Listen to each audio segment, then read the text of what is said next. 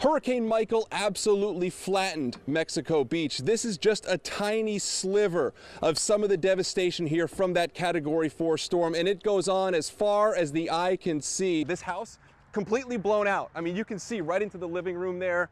The ceiling has been torn apart, the windows blown out.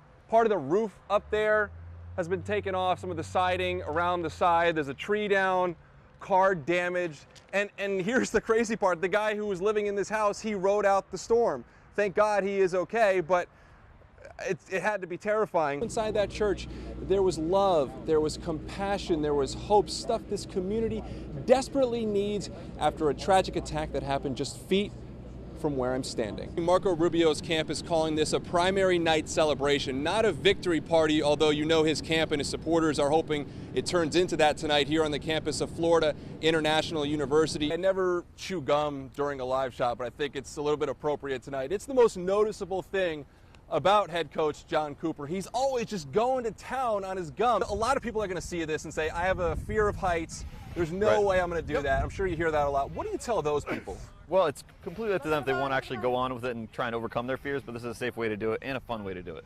Not everyone is coming to a shelter like this. In fact, we spoke with one homeless woman tonight. She tells us these nights, they are cold and they are extremely rough. Hello, my name is Child of the One True King. See, I am. Layers of old donated clothing. I'm wearing a sweatshirt, another sweatshirt, a tank top underneath. Are barely keeping Patricia Power warm. You be having a nice day. Keep warm. I'm trying, sweetheart. She panhandles along Dale Mabry, just hoping to scrape together a meager $12 a day to survive. Warm hands. God bless you, sweetheart. Put them in your socks. I'll be sleeping with them in my underwear tonight. Power has been homeless off and on for the past 5 years. A hard life made even tougher as overnight temperatures dip around the freezing mark. It's cold, it's hard, people degrade you, they look down on you. You have a wonderful day, okay? All right. Be blessed and Happy New Year to you. Last night, I was in an open field and it started to rain about 3 o'clock this morning. I wound up going up underneath a tractor trailer, got still soaking wet. She knows the harshest nights are yet to come. She'll stay outside somewhere that blocks the wind rather than head to a shelter. She knows that puts her at risk. When the cold gets icy like it is, it's hard for me to breathe.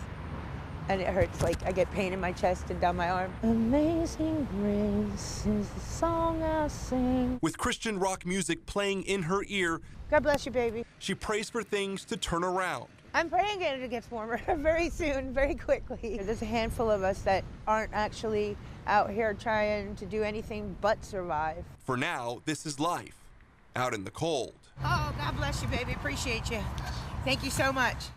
Now, we asked her why not go to a shelter. She says typically they're overcrowded and they make you leave in the morning anyway. She says it's just easier for her and the folks she stays with to just avoid it altogether. There's something remarkable inside Donald Gould, but you may miss it at first glance. What I hope to accomplish is touch a lot of people and make them feel good. To understand, you have to stop and listen.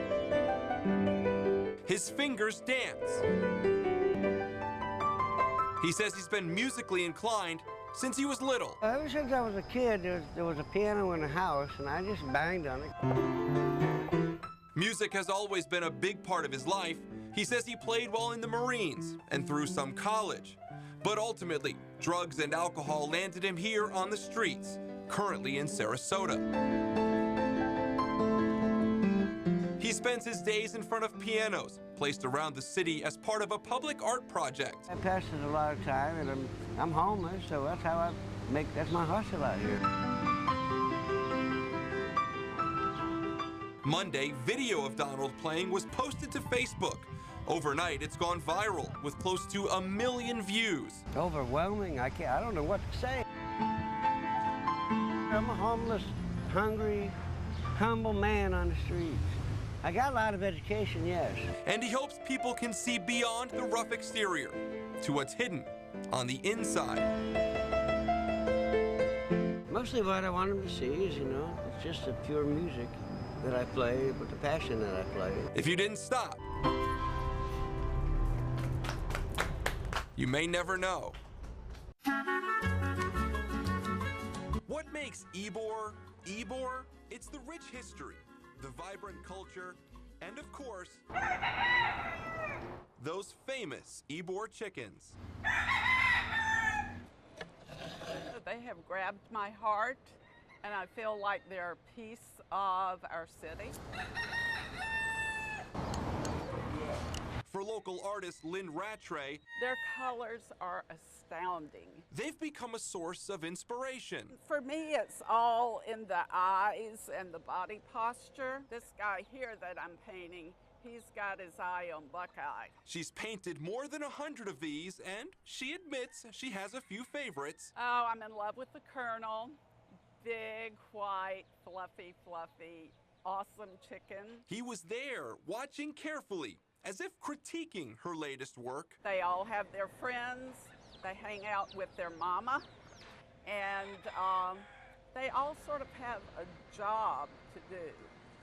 And that's what I'm trying to capture.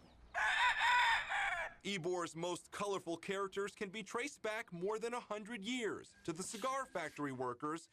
Each dip and stroke a nod to their continuing tale. They're like a local treasure to me. I'm helping them tell their story. The rest of that story on full display inside the bunker in Ybor.